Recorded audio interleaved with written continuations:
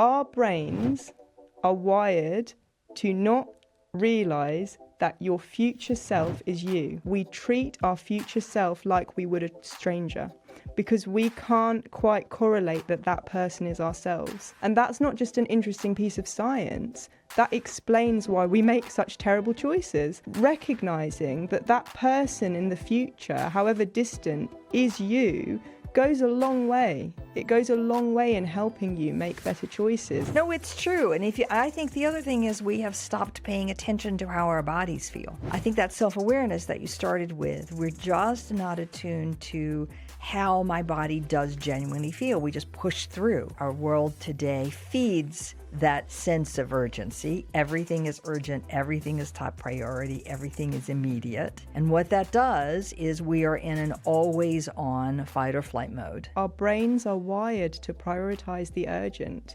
We are biologically made to look for urgency. Life isn't as urgent as we think it is. We're going to come to that one in a minute. Taking that hour before I fall asleep and really calming down makes all the difference in the quality of sleep I have and in the way I feel the next day. The most important thing is to have a genuine on and off section for your brain. Over time, what's happening is my brain is realizing, oh, this is a safe state to be in. I'm not needing to constantly be on all the time. So let's talk about the choices. We know food, eating healthy. We know exercise. We know sleep. Are there other choices we need to be thoughtful about? This is the one that we're all missing.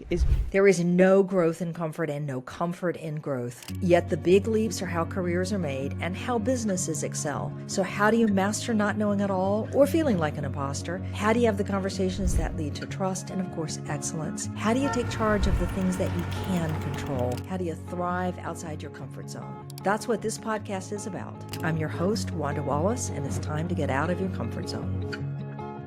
Welcome to the conversation. Well, as you can tell, we're trying a slightly different format today to see if I like it. So live here in a podcast studio, talking to my guest today, and we're going to talk about this whole notion of stress yet again. Now, I know you think you can handle it, but I'm going to tell you it's not as much as you think it is, because we train ourselves to just push through as if that perseverance and grit were sort of a badge of courage.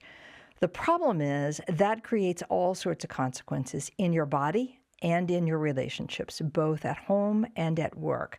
So let me give you an example. You've had a particularly stressful week.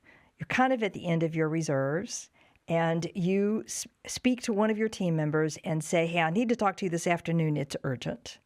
That team member spends the next 5 hours stressed about what's going on, and what that means is they're getting absolutely nothing done.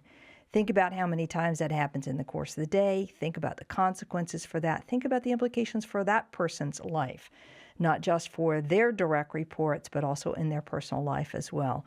So getting a handle on how we deal with all of these stressors in our lives and how we keep our body and brain a little better connected seems to me the most important thing you have to do as a leader. So my guest today is Shaady Harrison. She's a British medical doctor who's turned private advisor specializing in this brain-body connection.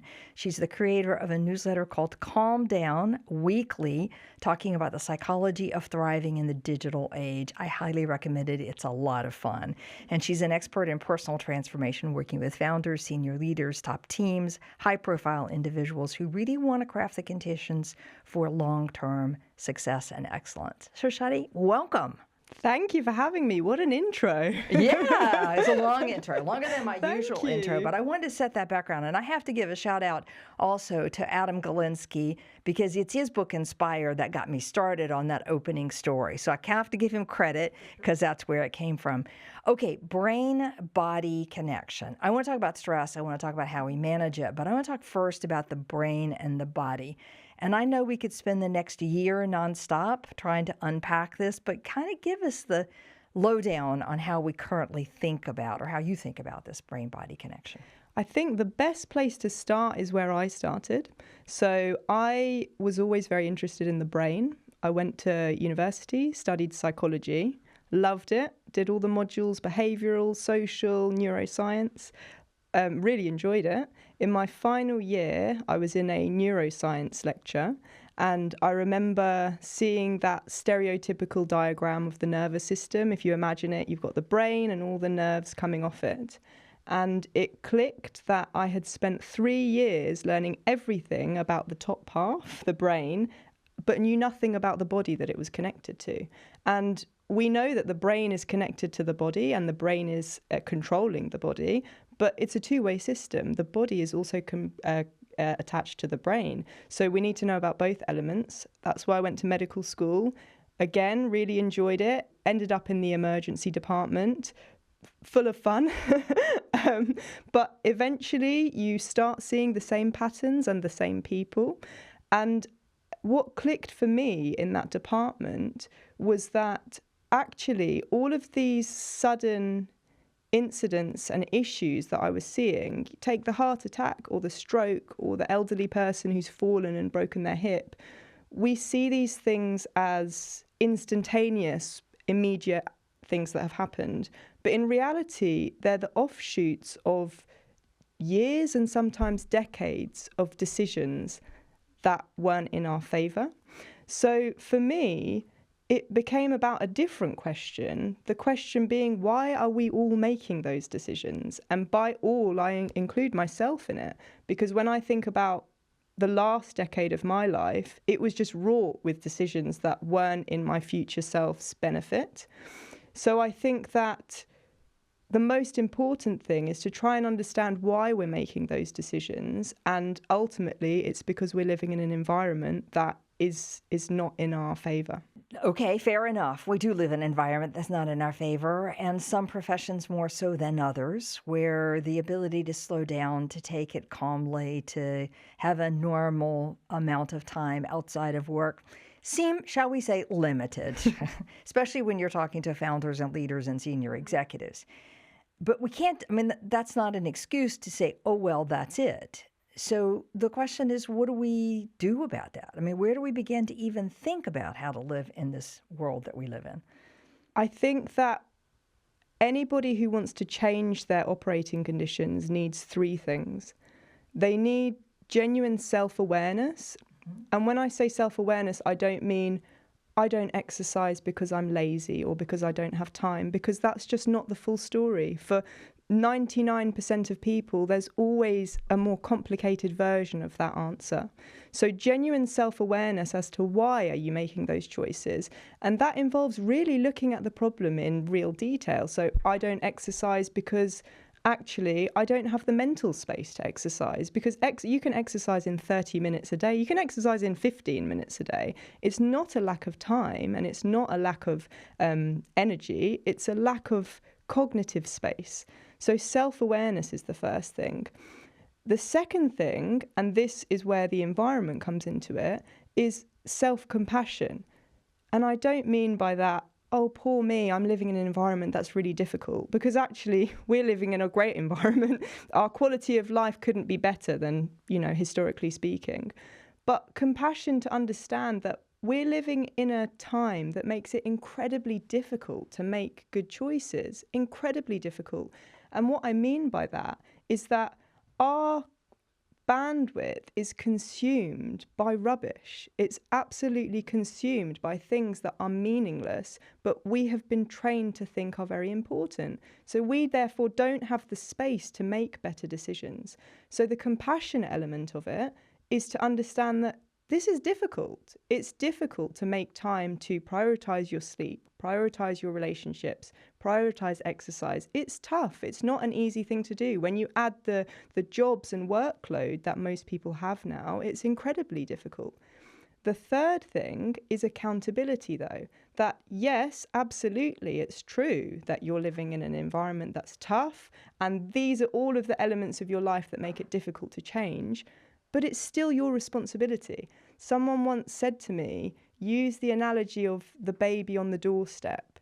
The idea that you wake up one day, you open your front door and you see that there's a baby outside your doorstep. That's not your fault, but it's your responsibility to change it. Where I am in my life, and when I think about when I was an emergency medicine doctor, and I was making terrible choices, food, nutrition, exercise, all of the rest of it, you can understand why someone in that situation isn't making the best choices, but it's still entirely on them to fix it. Okay. All right. So cognitive space, compassion, and accountability. All right. Self-awareness. And self-awareness. You started with self-awareness, which is part of the cognitive space. Yeah. Self-awareness is one of the reasons I wear one of the wearable devices. My favorite, I think everybody knows, is the Aura Ring, but there are others as well, because that data helps me be more self-aware. It really does help me tune to what my body's experiencing and what my body is needing in ways I thought I was doing pretty well. So those things help. So awareness, and awareness of the choices that I'm making, and awareness of what's keeping me from making other choices. That's what you meant by cognitive space. Mm-hmm. Okay, so let's talk about the choices. We know food, eating healthy. We know exercise. We know sleep. Are there other choices we need to be thoughtful about? Those three are the obvious ones, I would say. So in my head, I like to rationalize it as 5 important areas. And this is how I think about it for myself. Sleep is the obvious one. Mm-hmm. Nutrition is an obvious one. Exercise is an obvious one. Connection is the 4th one. I arguably would say connection comes first, because our nervous systems are designed to connect with other people. If we're not genuinely connecting with people, we don't feel safe. Our brains don't feel safe. And then the whole system collapses, because when our nervous systems go into that state where they don't feel safe, again, we make worse choices and all of the rest of it collapses. The 5th one, and this is the one that we're all missing, is rest. And when I say rest, I don't mean going and lying on a beach or lying on the sofa scrolling. I mean genuine cognitive rest. We're missing it in a dramatic sense. Most people don't know how to rest anymore. People don't know how to sit for 10 minutes in silence. That's rest. Rest for your brain is giving your nervous system a minute to just switch off from the constant stimulation and constant thinking. And the irony is that the less time we spend in that rest state, let's just actually take a detour and talk about the nervous system here, because this is what I'm really passionate about. So your nervous system, broadly speaking, is divided into 2 modes. You've got your sympathetic mode, which is the fight or flight, and then you've got the parasympathetic mode, which is the rest and digest. Now, I like to think about them as at their extremes. It's probably the best way to really show to people what your body and brain is doing. If you think about that fight or flight state, the best way to really imagine it is imagine we're running from a predator. What's your body doing in that time? Your heart rate is up, your respiratory rate is up. But more importantly, what's your brain doing? Your brain is scanning the environment and trying to figure out a way to solve this problem. Your eyes, your retina have adjusted to let as much information in as possible. Now let's think about the opposite, which is the rest and digest state. Your heart rate is lower, your respiratory rate is lower, but most importantly, your brain is calm. It's not looking for anything. I really think that that's such a valuable comparison, because when you think about us picking up our phones and scrolling, which state are you in? You're actually in the sympathetic state, because your brain is consuming and scanning the environment. So what we're doing is we're spending the majority of our day in that fight or flight state. The irony being that for your brain to operate at its best, you need to be in the parasympathetic state. Other than meditation and sleep, how do I get rest? What does rest really look like? I think you're right. We don't know what it is anymore. So how do we rest? So you're right. It sounds like a crazy question. How do we rest? It's so sad, but my point is that if we're all like this, then this is not an individual problem. This is not a you problem or a me problem. This is an environment problem. So we need to look to the environment. And to your point, meditation, brilliant. Absolutely brilliant. If you take brains like, and I imagine yours is probably like mine, that you just genuinely cannot switch off, meditation is brilliant. I mean, I do it every day. But we can't spend 10 minutes doing a task that's brilliant for your brain and then the preceding 14 hours living in a state of total stress. It's just pointless. The most important thing is to have a genuine on and off section for your brain. So when I wake up, I like to have at least 1 hour before I interact with anything external. I don't look at my phone. I don't read the news. I just have 1 hour that I'm in my own brain. At the end of the day, again, at 7 p.m., the outside world doesn't exist for me anymore. And what I like to do is to bookmark my day so that the beginning and the end is not full of stimulation. That doesn't solve it, by the way, because again, if from 7 a.m. till 7 p.m. I'm running around like a lunatic, it's not going to solve it. But what is happening is because I'm spending 3 to 4 hours training my brain that actually silence is okay, low stimulation is okay, quiet and calm is okay. Over time, what's happening is my brain is realizing, oh, this is a safe state to be in. I'm not needing to constantly be on all the time. So even those moments, you have an hour at the beginning, an hour at the end of the day, are good. You say they're not enough, but they're good to kind of get your body relaxed into a good state. I can tell you in my life, so I've recently had some health challenges. Thankfully, they're all behind me, but at any rate, so I've had to prioritize rest and sleep in a way I never had to think about before. And I can promise you that taking that hour before I fall asleep and really calming down makes all the difference in the quality of sleep I have and in the way I feel the next day. So I've had to learn it by the hard way as opposed to the conversation in a podcast and pick it up. As we all do. As we all do. Yeah, and I think that's what happens for most of us. Why you see it in the ER. Yeah. Okay, so now, what are you doing in that hour? How are you feeling that hour? It's not an hour. It's 2 to 2.5 hours because my phone is plugged in at 7 p.m. and it goes on Do Not Disturb. WhatsApp doesn't exist. Nothing exists. I deleted Netflix about a year ago as well. And what I'm doing is I'm trying to be a real human being, which I had forgotten how to be. When I think about my 20s, my husband and I coming home from work, both of us having had stressful days, it was a kind of, hi, how are you? Good day? Yep, good day, great. Let's grab our food and go and sit on the sofa in silence and watch something and then go to bed. What a waste of time. What an absolute waste of time. I've spent 10 years of my life barely having any genuine conversation with this person because I'm so exhausted from my day that I'm not able to. So I think that I was kind of looking at the architecture of my day and seeing what was missing. And what was missing was genuine plugging out of the system. So my evenings now look very different. I plug my phone in at 7, put my kids to bed. My husband and I will chat like we're supposed to. We'll chat. We will then both go to bed and I'll read non-fiction for about an hour and then I'll read fiction for about an hour. No phones in the bedroom and then that's that. Wow. But that should be normal. That shouldn't be revolutionary. And I remember I explained to someone, my phone time is 7 a.m. till 7 p.m. Outside of those hours, I don't have my phone. And as I was explaining it, I thought, actually, that in itself is extreme. It shouldn't be 7 a.m. till 7 p.m. I have this device strapped to me. So I think moving forward, I really like the idea of, and it's going to be a work in progress, I like the idea of 5 years from now, that being 9 till 5.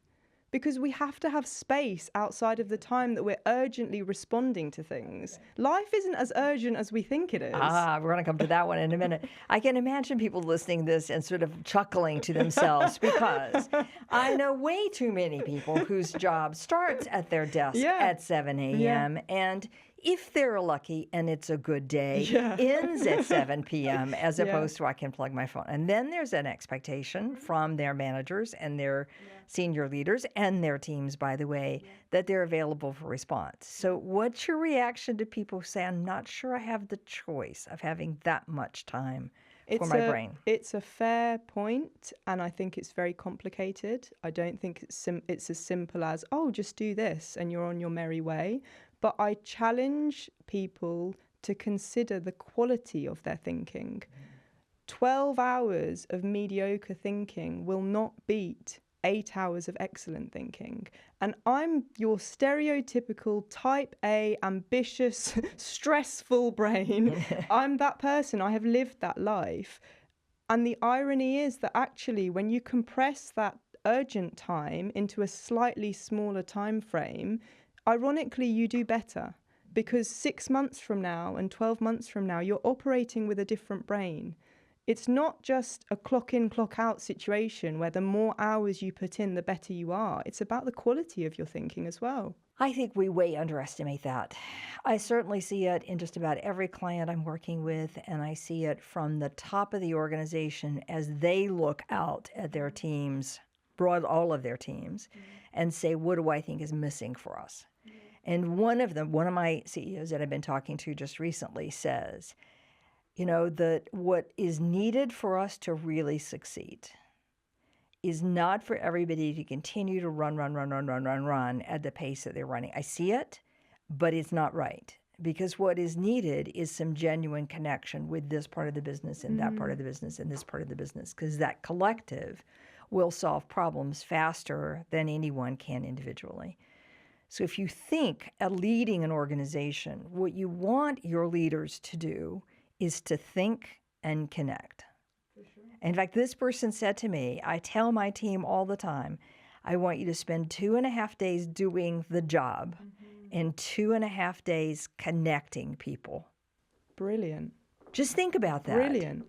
Because that's what we need at the top of the organization. And if you do more of that, you're actually taking the pressure off people underneath you as well in order to do a job. But we just get stuck in this, I have to do. I can't even think whether it's smart to do. But I think that, to your point, we get stuck in it. That's where the self-compassion element really comes in, because our brains are wired to prioritize the urgent. We are biologically made to look for urgency. So I think that it's so important to recognize, of course, I'm running around like a headless chicken because this is how my biology is wired.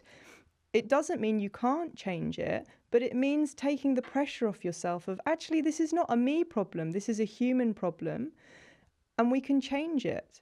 Absolutely. It's an interesting idea to say, I like that we are wired for urgency and that we will always feel that things are urgent. And I also think in business, we are wired, or we're self-selected into act, as opposed to pause, think, and then maybe act. Yeah. We don't have to do nearly as much as we believe we need to do. And also, the people that you admire the most, the people who really change the world and do brilliant things, they do not spend their days reactively. They spend their days in a state of calm, in a state of responding, not reacting. Because if you take innovation, for example, innovation is such a good example of this. What is it? Every company wants to innovate, right? What actually is innovation? It's creativity.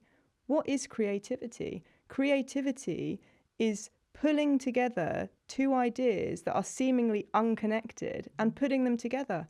Your brain needs space to do that. And when I say space, I don't mean 5 minutes in between meetings. I mean real, genuine space. So the irony is, the less time you spend in that urgent space, the better you do long term.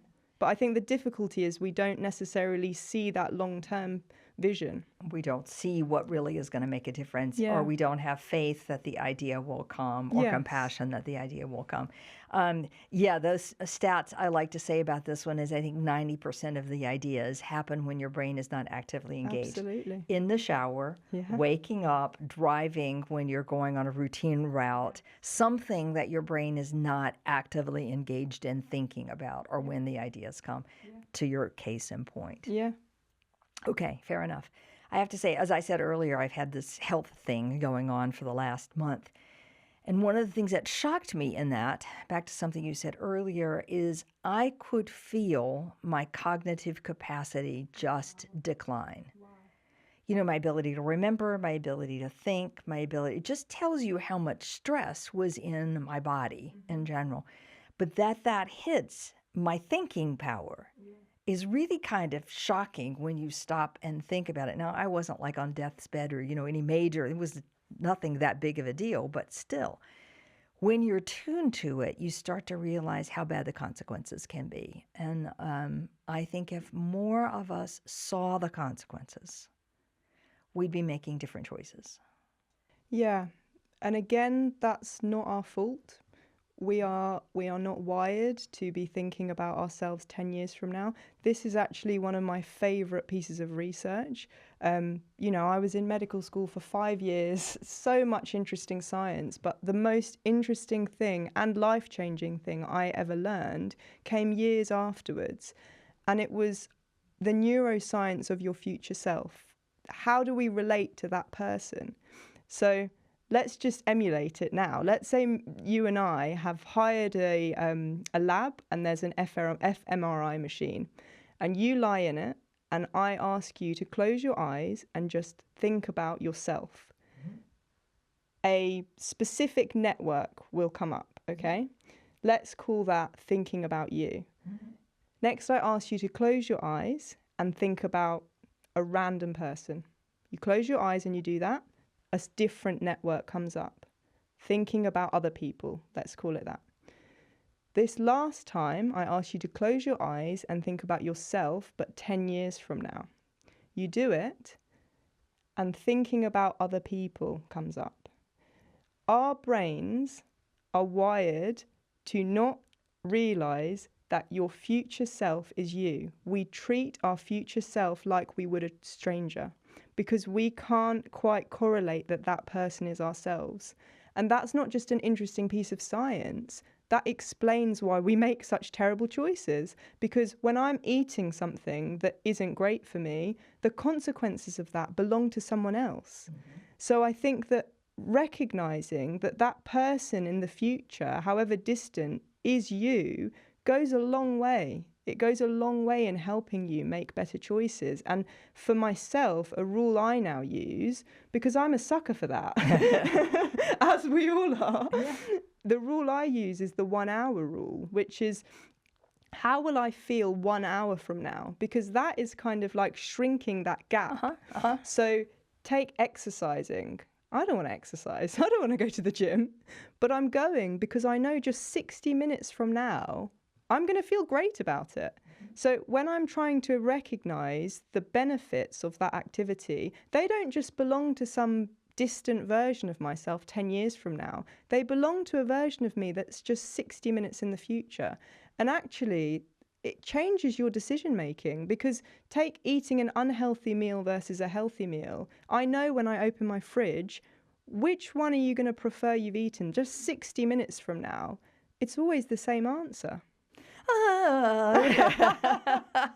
Maybe we need 2 hours from now before. Maybe we do. I don't know. Some of those look pretty appealing for an hour from now. No, it's true. And I think the other thing is we have stopped paying attention to how our bodies feel. I think that self-awareness that you started with, we're just not attuned to how my body does genuinely feel. We just push through and then don't recognize. All right, so let's see if we can kind of summarize this in some sense. All right, so I love your starting point that you studied the brain and then forgot that it was actually connected to a body. Just a small detail. Just a small detail. And we do now understand that the brain-body connection is very real, both from the brain to the body as well as from the body to the brain. And some of us have had more vivid reminders of that recently than others, but yes, that is real. All right, so, and our brains are wired to think about urgency and to largely go to fight or flight on every available moment, because that is self-preservation. So in our environment today, our world today feeds that sense of urgency. Everything is urgent. Everything is top priority. Everything is immediate. And what that does is we are in an always-on fight or flight mode. Never for time for rest and digest. Never time to let our brains calm down so that it feels safe. Yeah. All right? And that has consequences for health long term. It has consequences for our thinking power. It has consequences for our relationships. It has consequences for the effectiveness of our leadership. It has consequences for our team's lives and their sense of rest and digest, and on and on and on and on it goes. There's a huge consequence. And that what we need to do is to find time for the rest and digest, where our brain is not on scanning for something out there that's coming after us in one place or another, or an escape. Mm-hmm. That's where the ideas come from, any rate. That's where we're going to get our best quality thinking when we do turn back on. That's where we're going to have our future self who's healthy. Okay, did I do the pitch reasonably well? Did I miss anything in there? You nailed it. Okay. All right, now the question is what to do about that. So as you've said, there is take the time in the morning to not have your brain occupied with something. Mm-hmm. Easier said than done. And then there is take the time in the evening before you go to bed to let your brain relax so that it's not feeling that it's on, whatever that looks like for you, whatever that formula is for you. That was reading fiction. Mm-hmm. For me, it's sometimes listening to an audio book because that's just the nice thing that works for my brain. Nice. All right. But we also want to think about how not to be on high alert mode for the rest of the hours of the day. So there's the obvious turn off our phones, not be available to people, really connect. But you also said there's this thing of think about myself 1 hour from now. Mm-hmm. And how am I going to feel 1 hour from now because I've done this as opposed to something else? Do you have any other advice for how to get through those hours in the middle? I think I probably have a reasonable amount in common with a lot of your listeners in that my brain is wired for output. And when I think about myself sitting at that table working away, I find it incredibly hard to, at 1 p.m, stop, eat, and, for example, go for a walk. I think the best way is to meet yourself exactly where you are. And that relies on understanding yourself. What motivates you? For me, the best way to get myself to get off from that seat and go outside into the sun and go for a walk for 60 minutes is to bring it back to what I care about the most. And what I really care about the most is getting the most out of my brain for the rest of the afternoon. So it's not about this abstract idea of, oh, go for a walk, it's so good for you, and the green and the blue. It's about meet yourself where you are. What matters the most to you? When I talk to my clients, I understand what they are motivated by. And in a lot of cases, it's the obvious things, right? Success, business, money. Every single choice that we're making, we can bring back to those things. If I'm trying to get someone to the gym who hasn't exercised for 10 years, I don't tell them about their muscle mass because that's not really that interesting. They're not interested in that. But what they are interested in is the fact that being in the gym for those 30 minutes unlocks a different brain tomorrow than the brain they would have had otherwise. And that brain then unlocks better decision making, which gets them to what they want the most. So this all comes back to recognizing the impact of these choices on your ability to have the success you're looking for right now. Mm-hmm. And that's the focus. Yeah. And I think it's also about having some time perspective. A lot of the people that I work with are living for today. Today is the most important day. They're missing the fact that they're going to care even more 3 months from now. So it's about how can we optimize your brain and your body for you to be in an even better position 3 months from now. Because we're not just living quarter by quarter. We're talking about next year and next decade even. And these choices that we make give us a different brain all that time away. Okay, I love that, a different brain. It's a different version of the brain-body connection. We often think about, how does the body drive the brain? But in this case, what we're thinking about is how do all the choices I make for my brain and my body affect my ability to think, to solve problems, to have strategic ideas, to be innovative, to be the best leader I could be, and that makes the impact I want to have. Yeah. And to do that, I've got to get out of fight or flight mode. We all do. We all do. I love it. I love it. All right. What I also love about this approach is to think about it as small bites.